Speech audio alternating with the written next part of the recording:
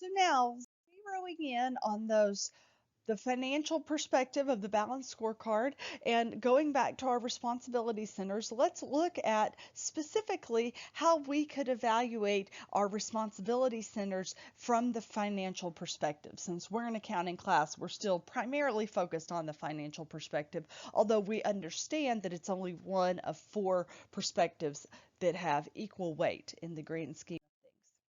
So we could prepare what are called responsibility reports. And these are going to list the revenues and the cost that the manager of that department has direct control or influence over. Things that they can't have responsibility for, things that they can influence with their behavior. So anything that the manager cannot affect with his or her behavior, we're not going to include here.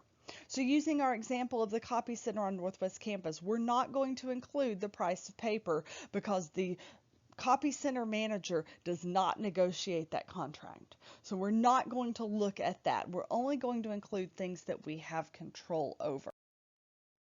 So a controllable cost or controllable revenue is something that you have the manager has the power to influence. Now, as you go up that organizational chart, you have more power to influence things. You have more power to influence more things. The lower you are on that chart, the less power that you have to influence things. So cost centers typically are just held on accountable for some cost. So we would really look at that flexible budget variance. Think back to chapter 7 when we looked at chapter 8 when we looked at the flexible budget variances. So we're looking at just those variances caused by changes in cost, not changes in sales or production volume. So we're looking at the materials price variance, the labor rate variance. We're looking at those sorts of variances. Okay. So here we have the flexible budget and the actual results, and we're looking at it for sales and wages and payroll and equipment depreciation and salaries for the payroll department of Smart Touch Learning. So we're looking at those variances. We're looking at the ones that are significant. We see payroll benefits up here in the top is pretty significant. We're at 22% unfavorable. We see that supplies is fairly significant at 7.5% unfavorable. We see that other expenses is relatively significant at 5% favorable. Notice down at the bottom though, we pulled out the things that the manager doesn't have the responsibility to control. So for example, the manager really can't control the equipment depreciation, so we pulled that out. Okay.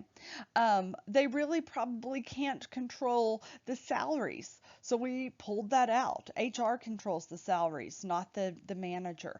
So we just looked at the things that we have some control over, and these are the things that we would look at, not from a punitive state, but just from an evaluation state.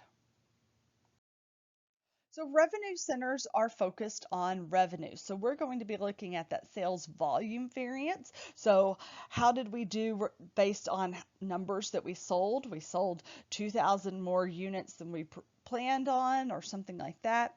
And then the flexible budget variance that's due to the sales price.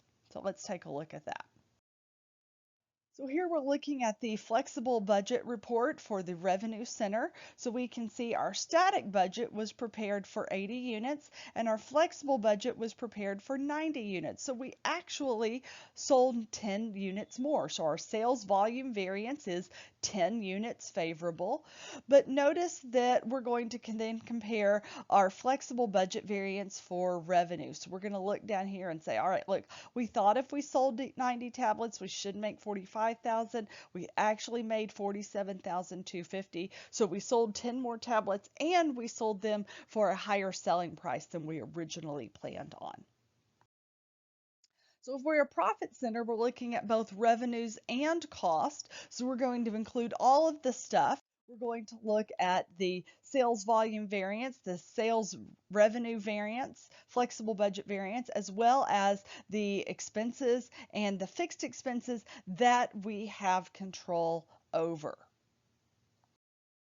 So here we can look at for a profit center, we're looking specifically at those sales revenue and the variable expenses, the ones that we have control over.